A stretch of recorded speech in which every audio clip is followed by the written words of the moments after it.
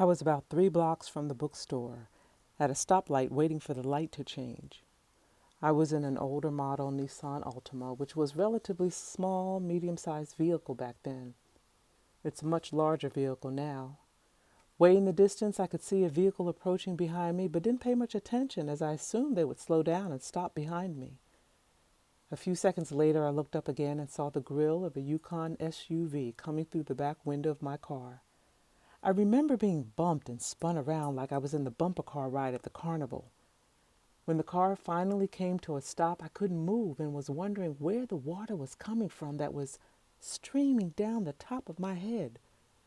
I tried to wipe it away so I could see. My hands were completely red as I wiped the water away.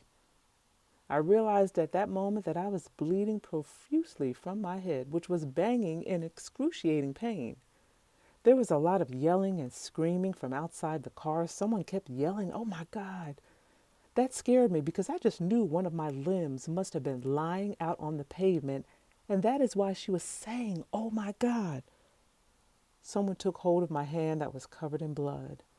All I remember was him saying his name, JT, and that everything was going to be all right.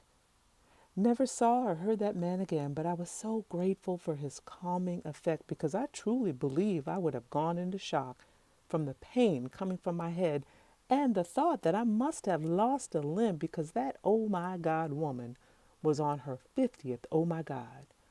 Firemen were on top of the car pulling away the roof. The sound of metal being cut was horrible because my head was already banging like never before.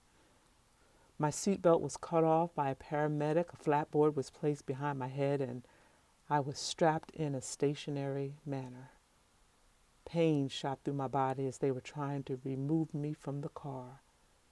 I felt like I was going in and out of consciousness.